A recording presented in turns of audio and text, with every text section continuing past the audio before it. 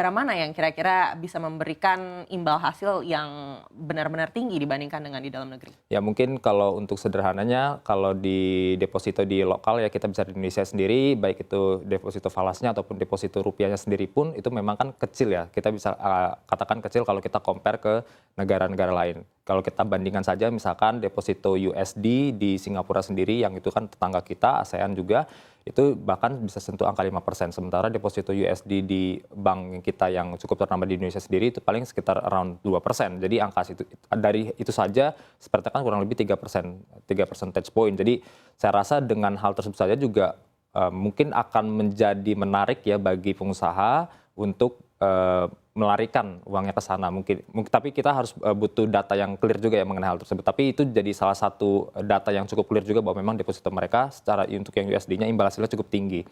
Kemudian kalau untuk negara lain memang di luaran sana juga ada juga yang lebih tinggi lagi, dan juga kalau kita bicaranya biasanya kan benchmark kita kan di 2%-an untuk deposito USD. Nah itu di negara lain selain Singapura memang nggak setinggi Singapura, tapi ada juga yang menyentuh angka 3%-an gitu, bahkan di atas 2% seperti itu. Jadi negara-negara di ASEAN lainnya pun itu menjadi cukup menarik juga untuk deposito USD sendiri. Saya rasa itu yang bisa menjadi potensi untuk pengusaha kita juga ya mungkin menempatkannya lebih ke luar negeri dibandingkan di Indonesia sendiri. Baik, sebenarnya kalau kita lihat di dalam negeri, ini ya dari Bank Indonesia juga sudah memberikan instrumen-instrumen investasi dengan imbal hasil yang cukup bersaing begitu dengan yang tadi Anda sebutkan begitu. Tapi ternyata belum juga membuat pengusaha untuk menaruh dananya di dalam negeri. Apakah memang imbal hasilnya ini harus ditingkatkan lagi menurut Anda, atau ada hal lain yang mungkin bisa menarik para pengusaha untuk menaruh dananya di dalam negeri? Ya, untuk para pengusaha bisa menaruh dana di dalam negeri lagi, salah satunya mungkin bisa dengan itu ya. Jadi kita kan di 2%-an mungkin bisa dinaikin jadi 3% atau mungkin 4% itu akan lebih baik lagi sehingga menjadi lebih atraktif ya bagi para pengusaha.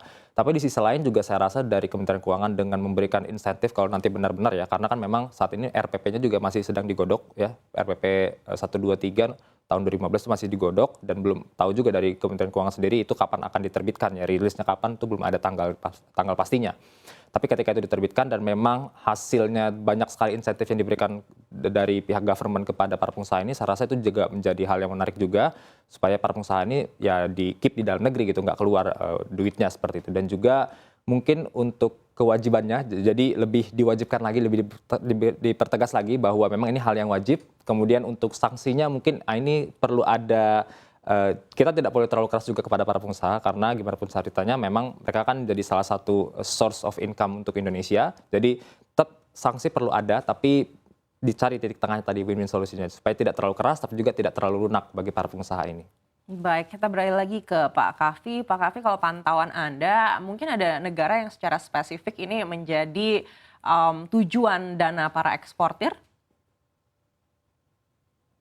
Iya, saya melihat tetangga dekat kita ya, Singapura. Karena memang imbalasinya masih lebih tinggi dibandingkan dalam negeri dan juga relatifly secara administrasi dan ketentuan mungkin lebih mudah dibandingkan yang ada di sini ya. Sehingga sewaktu-waktu mereka memerlukan cash, kemudian memerlukan likuiditas, itu dengan mudah ditarik kembali gitu. Baik, kemudahan seperti apa yang mungkin harus diberikan juga dari pemerintah kita untuk bisa menyaingi yang ada di Singapura?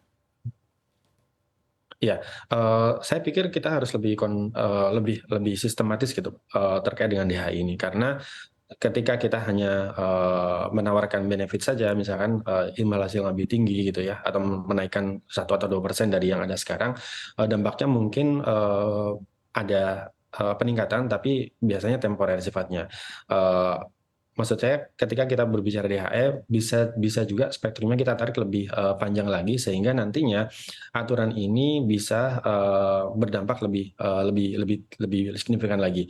Seperti contohnya ketika kita berbicara besaran yang harus di keep di dalam negeri, kita harus juga melihat seberapa besar sesungguhnya kebutuhan-kebutuhan yang dibutuhkan oleh pelaku usaha ini terkait falas untuk menutup biaya operasionalnya. Karena kita tidak pungkiri ada expense atau operating cost yang memang harus di-settle dalam bentuk USD gitu ya.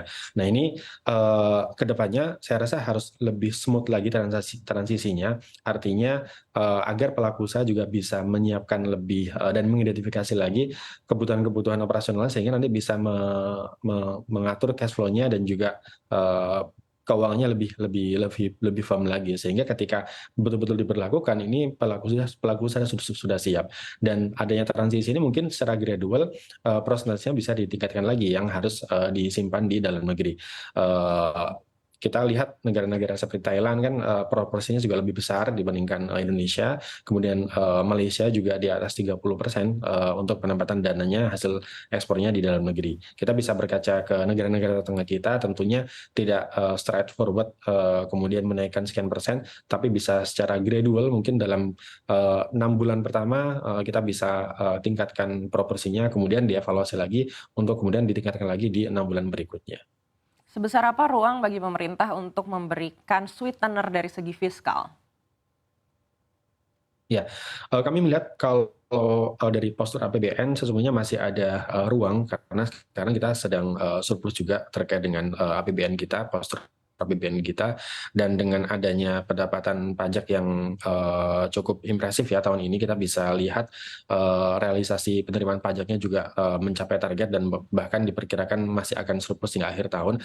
Artinya ruang untuk insentif terkait dengan DH ini masih cukup besar ketika nanti betul-betul diimplementasikan terkait dengan insentif pajak atas penempatan dana DHI di dalam negeri. Baik, kita beralih lagi ke Revo. 21 November nanti kita sama-sama akan menyaksikan seperti apa lelang pertama untuk SVBI dan juga SIVBI. Ekspektasi dari CNBC Indonesia Research seperti apa? Ya, kalau kita berkaca ke historis, contoh Sekuritas Rupiah Bank Indonesia atau SRBI itu sangat baik sekali ya. Animo masyarakatnya luar biasa, investor asing juga cukup oke. Dan sampai saat itu pun SRBI ini masih net buy sekali gitu ya, bahkan sudah double digit gitu ya.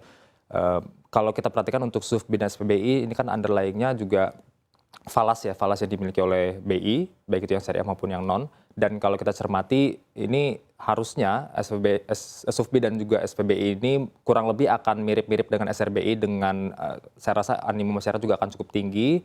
Kemudian juga investor-investor asing, kemudian bank-bank asing yang memang punya dana besar juga mereka juga cukup attract ya, cukup tertarik juga dengan kedua instrumen investasi ini. Jadi saya rasa memang akan menjadi hal yang menarik juga untuk kedepannya.